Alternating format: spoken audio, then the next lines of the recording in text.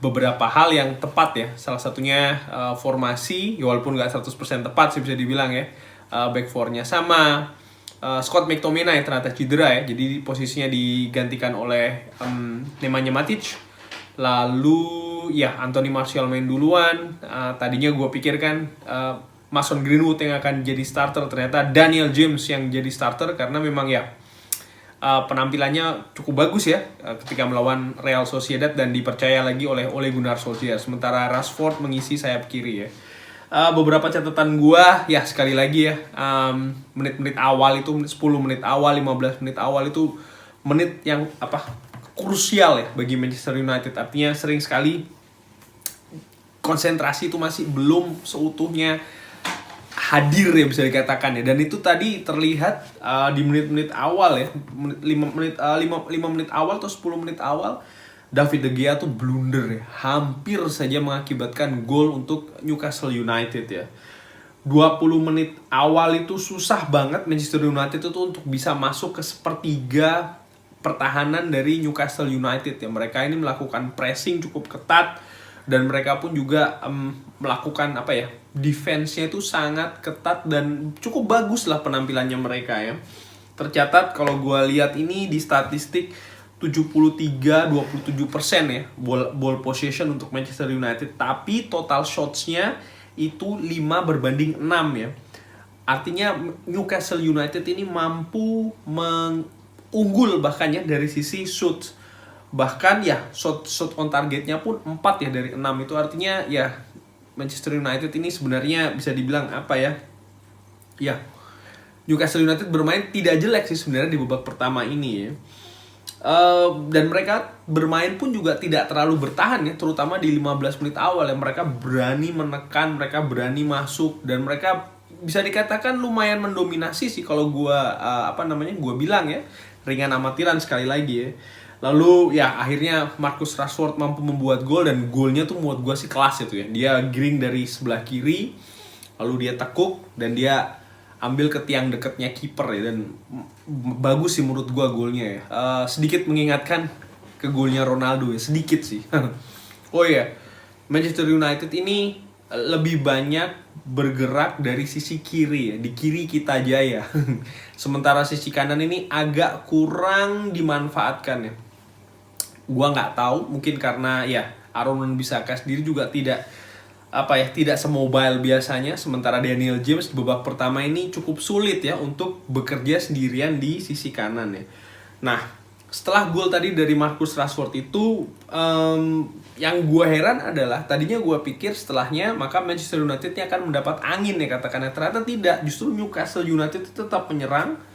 Sempat ada Alan Saint-Maximin ini dapat peluang tapi masih bisa dihalau oleh David De Gea ya. Cuman setelahnya justru Alan Saint-Maximin ini mampu membuat gol dari skema corner ya, dimana sempat dihalau oleh Harry Maguire, tapi ya itu tadi di dalam kotak penalti Alan Saint-Maximin ini tidak ada yang menjaga. Akibatnya apa? Cukup leluasa dia mampu mencetak gol ya. Dan ini lagi-lagi ini membuktikan seperti yang sering gue katakan, sering gue bilang bahwasanya clean sheet bagi Manchester United itu masih sangat mahal, dan di pertandingan ini terbukti kita kebobolan. Babak pertama kurang lebih walaupun ball possession dikuasai oleh Manchester United, tapi Newcastle United ini mereka bermain lebih nyaman, mereka bermain lebih bernyali, dan mereka bener-bener high pressingnya tuh bener-bener sangat mengganggu aliran bola Manchester United untuk menyerang ya. Dan babak kedua bermain 10 menit awal kurang lebih Newcastle United masih bermain seperti kayak babak pertama ya, artinya dengan high press, dan mereka juga masih terus menekan Manchester United ya. Akhirnya Manchester United mampu mencetak gol melalui Daniel James, dan menurut gua skemanya bagus ya, karena dari sebelah kiri, lagi-lagi dari sebelah kiri ya, Matic ini kasih crossing, dan kalau bisa dilihat, diperhatikan Bruno Fernandes, dia mampu menarik sekitar 2-3 orang ya, sehingga memberikan posisi yang kosong untuk Daniel James untuk mengeksekusi bola tersebut ya. 2-1, Manchester United memasuki zona nyaman. Sementara di sisi lain Newcastle United ini mulai mulai limbung ya. Karena ya itu tadi, mereka akhirnya jebol untuk kedua kalinya. Dan yang gue lihat juga, mereka mulai kehabisan bensin sedikit-sedikit ya. Jadi secara gradually itu pressing mereka tuh menurun. Tidak segarang ketika babak pertama atau di awal-awal babak kedua ya. Dari situ Manchester United ini mampu pelan-pelan menguasai pertandingan, mampu memegang bola, mampu mengalirkan bola juga ya, dan ya lebih sering akibatnya ya berhasil masuk ke kotak penalti dari Newcastle United ya. Puncaknya tentu saja ketika Manchester United ini mendapatkan penalti ya. Dan menurut gua sih itu ya jelas lah itu bahwasanya itu penalti ya, dan mampu dieksekusi dengan baik oleh Bruno Fernandes ya. Jangan lupa kiper dari Newcastle ini sempat menahan penalti Bruno Fernandes di putaran pertama ya. Kali ini Bruno Fernandes mampu mengeksekusi penaltinya dengan sempurna ya, 3-1. Dan ketika posisi 3-1 ini permainan jauh lebih nyaman untuk Manchester United ya. Nemanja Matic perannya semakin terlihat. Kenapa? Sekali lagi itu pressing Newcastle United nih semakin kendor. Kenapa kok bisa semakin kendor? Stamina kalau menurut gue ya. Jadi itu tidak bisa dipungkiri, pelan-pelan mereka akhirnya kehabisan bensin sendiri ya. Ada pergantian tadi yang dilakukan oleh Ole Gunnar di babak kedua ya. Pertama, Martial digantikan oleh Mason Greenwood. Posisinya tetap ya, Mason Greenwood kali ini dipasang bukan sebagai sayap kanan tapi sebagai ujung tombak ya, sebagai striker. Lalu Juan Mata masuk dan Sola Sotair ini masuk ya, pemain 17 tahun diberikan menit bermain oleh Ole Gunnar Solskjaer ya.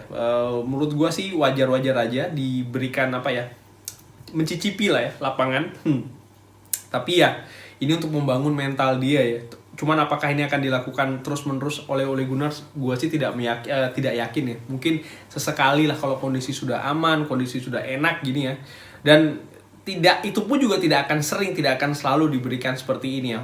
Kan bisa dikasih waktu seperti ini karena memang ya pemain juga banyak yang cedera ya. Edison Cavani tidak main, Donny van de Beek tidak main. Jadi menurut gue ya wajar-wajar aja sih kalau pemain muda ini dikasih kesempatan oleh Gunnar Solskjaer ya. Oke, dengan kemenangan 3-1 ini Manchester United kembali lagi ke peringkat kedua ya. Setelah sebelumnya sempat dikudeta oleh Leicester City, cuman gap dengan Manchester City tetap 10 poin ya, karena Manchester City tadi berhasil menang melawan Arsenal. Pertandingan selanjutnya Manchester United ini akan menjamu Real Sociedad di putaran ini ya, Europa League. Dan setelahnya Manchester United ini akan bermain melawan Chelsea. Kalau gue pikir sih nanti mungkin melawan Real Sociedad bisa jadi akan banyak rotasi ya, karena kan kita sudah unggul 4-0 dan 4-0 itu pun juga di pertandingan away ya. Jadi ya menurut gue sih sangat beralasan kalau Ole Gunnar mengistirahatkan banyak pemainnya untuk menghadapi Chelsea di minggu depan ya. Karena memang ya kita harus terus mengais poin maksimal dari pertandingan ke pertandingan lainnya. Sementara Manchester City juga tidak kalah sengitnya ya, kalau gue prediksi mungkin ya, karena yang dihadapi setelah ini adalah salah satu tim yang sedang naik daun, siapa lagi kalau bukan West Ham United ya. Oke, demikian review pertandingan antara Manchester United dan Newcastle United. Alhamdulillah menang 3-1 ya. Kalau suka videonya bisa kasih like, kalau belum subscribe bisa subscribe. Saksikan terus video-video football Belanda lainnya. Thanks for watching. Wassalam.